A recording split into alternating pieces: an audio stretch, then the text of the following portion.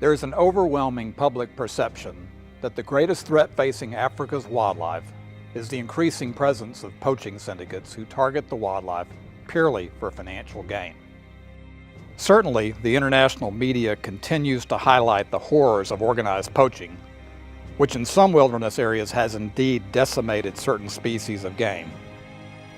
But the looming and underreported reality is that the greatest single threat to Africa's wildlife is loss of habitat due to the continent's exploding human population.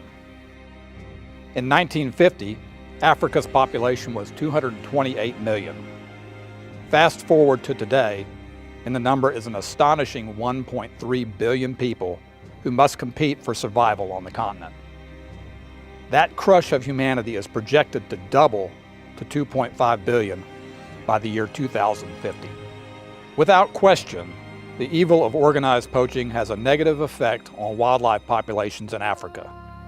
Government corruption in certain countries is also an issue. These countries see wildlife not as a national treasure, but as a resource to be pillaged for political favor and financial gain. Yet both poaching and corruption pale in comparison to the effects of an uncontrolled human population on a continent already at a breaking point. To feed this swelling tide of humanity, wilderness areas will see man drive his domestic herds into new pastures that were formerly the sanctuary of game. Both commercial and subsistence farmers will put game country under the plow, as well as cut and burn acreage to clear land for crops, cattle, and homesteads.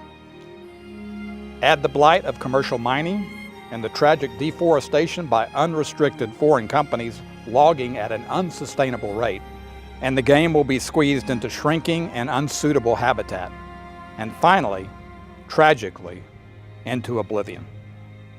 Historically, Africa's wildlife has one great champion that has held the poacher, the plow, and political plunder in check. That is the value placed on game animals and their wilderness home by the hunter-conservationist.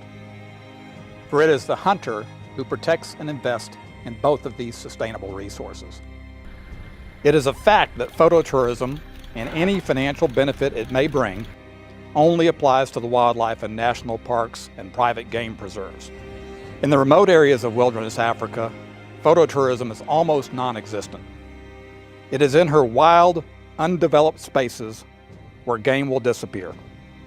Legal, well-regulated sport hunting is and has always been the financial fuel that runs the engine of sustainable use conservation. Without the irreplaceable financial benefit that legal sport hunting brings to the rural people who live among the wildlife, the game will ultimately disappear, as surely as the human population swells to devour it. Without the hunter-conservationist, the game has no value other than meat for the pot or in the illegal wildlife trade. The wilderness areas that are its last strongholds will vanish, and mankind's future will forever be a grim reminder of the fallacy that the game could care for itself if only man would leave nature to its own devices. We must make a stand for the wildlife, the wilderness it calls home, and fight for science in place of politics as we face the battle before us. Africa's wildlife has no voice as change sweeps over it. It is our duty to raise our voice in these challenging times and to promote sound wildlife policies as this fight enters the next critical stage. Without us and the voice we provide, wild Africa will die in our lifetime.